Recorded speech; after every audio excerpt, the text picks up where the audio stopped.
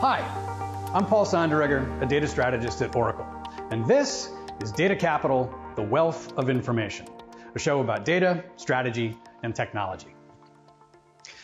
Data science is the core of actual science, and when actual science was ramping up in the late 1600s, data was a problem. In 1693, Sir Edmund Halley, later famous for his comet, was editor of the Journal for the Royal Society, an exclusive club of the most distinguished scientists. But even so, he was having trouble finding enough high-quality articles for the journal, so he decided to write one himself. It was called An Estimate of the Degrees of the Mortality of Mankind, and in it, he introduced a new method for predicting the life expectancy of any person. Specifically, given that you've reached age X, how likely is it that you'll reach age Y? This was a topic Hallie had never written about before and would never write about again. But why? Why would an astronomer turn his attention from the skies to an earthbound concern like life expectancy? It seems the answer was the availability of good data. The data in question was meticulous tables of births and deaths by gender, and for the deaths, at what age the person died. And these were captured monthly in a little town called Breslau, Poland. And they'd been captured by the local pastor there, Casper Newman. So how did data get from a little-known pastor in Breslau to the most prominent scientists of the day in London? The records followed a meandering path that any CIO will recognize. Newman first wrote to the famous mathematician Gottfried von Leibniz in Germany, and he discussed his work and included 5 years of data. Leibniz then wrote about the work to Henry Justel, the librarian for the Royal Society. Justel decided that he would present the work and the data in one of the Society's regular meetings. But at that meeting in January of 1693, the scientists didn't talk about predicting life expectancy. They didn't even talk about science. They talked about superstition. See, Newman wanted to fight a folk belief in so-called climacteric years, and he had captured this data to do it. What are climacteric years? Climacterics are an ancient belief. This belief is that some years in a person's life are more likely to have big things happen in them, like death. Some believe the climacterics came in multiples of 7. Others believe they came in multiples of 9. 63 was a very dangerous age to be. And at this meeting, the scientists examined Newman's data and they concluded that climacterics were a, quote, groundless conceit. And that might have been the end of the usefulness of Newman's data, but certainly what he captured it for, had not Hallie been at the meeting. This data seems to have sparked some ideas for Hallie. Just a month later, he presented his own analysis of Newman's data and put them to completely different purposes. And the path to that analysis is one that any data scientist will recognize. The data Newman provided was not exactly the data Hallie needed. Hallie was interested in population statistics. So he needed estimates of the population of Breslau at each year of age, like how many 5-year-olds are there in Breslau? How many 55-year-olds? But how do you take a running tally of births and deaths and turn that into an estimate of population at each age? Hallie came up with an ingenious method for wrangling the data he had into the data he needed. Here's how he did it.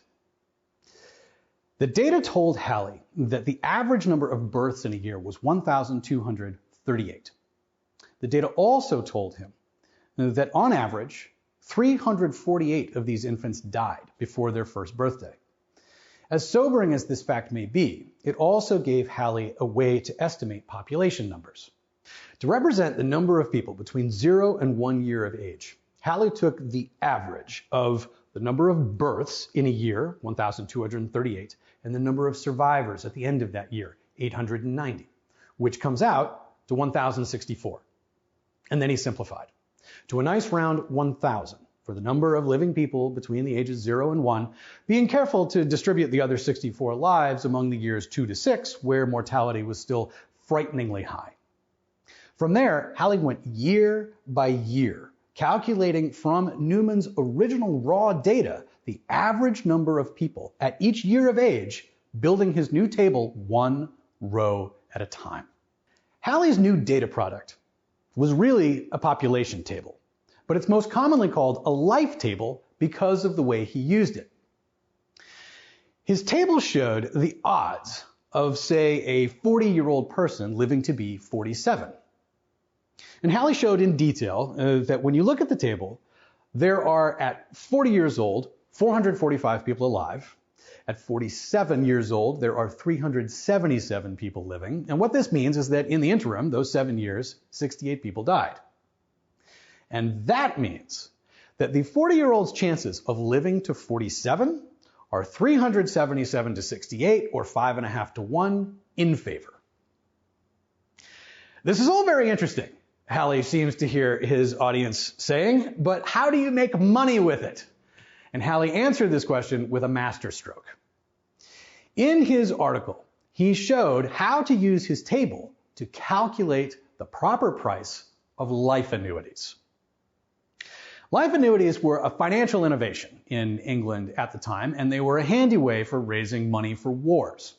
The basic way an annuity works is that an investor, a buyer of one of these annuities, pays an upfront sum and then gets a guaranteed annual payment with interest for life. So how much would you pay in an upfront sum for this guaranteed stream of annual payments? Well, depends on how long you think you're going to live. At the time of Hallie's paper, the British Crown was selling life annuities for 7 times the annual payment.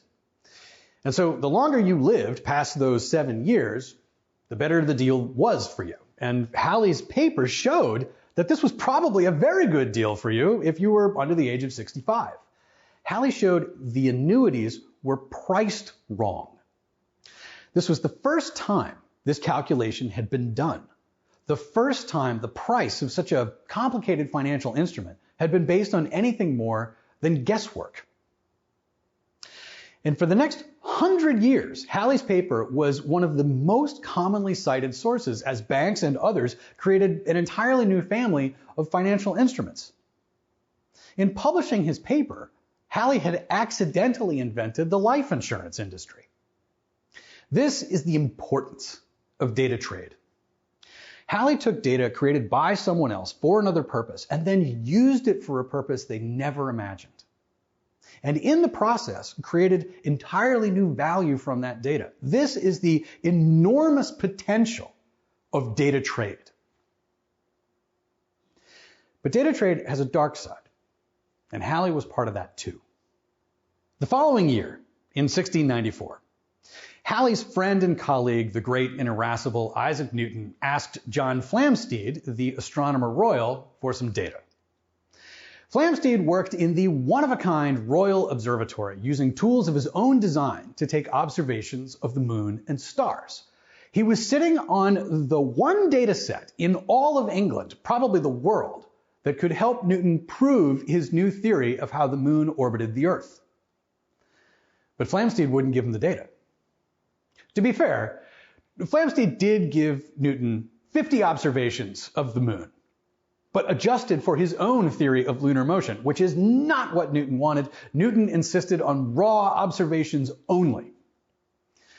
Over the next year, Newton finally got what he wanted from Flamsteed, but the whole experience left both of the men in a mutual state of distrust and dislike, which set the stage for what happened nearly 20 years later, one of the sorriest chapters in the history of data science, or actual science.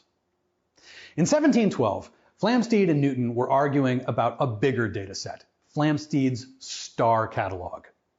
It consisted of observations of thousands of stars, 30 years in the making. It was Flamsteed's life's work, and he had particular ideas about how he wanted it published. Newton said that the data which Flamsteed created as the royally appointed Astronomer Royal belonged not to the astronomer, but to the nation. And as the president of the Royal Society, Newton said he could do with the data what he saw fit. And what he saw fit to do was take the catalog from the Royal Observatory and have 400 copies of it secretly published by Edmund Halley. Flamsteed was incensed. He already hated Newton, but now he hated Halley so much he wouldn't even say his name. Flamsteed spent years trying to reclaim his data, ultimately collecting 300 copies of the pirate catalog and burning them. His final official catalog was published in 1725, 6 years after his death. These are the two faces of data trade. If you make your data available to others, they may solve a new problem in the world, invent a new solution. They may even create a new industry. But they may also use your data in ways that you don't like, even in ways that harm you. And so the big question here is one that any chief data officer will recognize. How do you maximize the benefits of data trade while minimizing the risks? This question today is not just about fame and glory in the annals of science. This question today touches nearly every aspect of private, public, and commercial life. This question has never been more urgent, more widespread, and has never had higher stakes before. And digging into this is what we'll do next time on Data Capital, the Wealth of Information.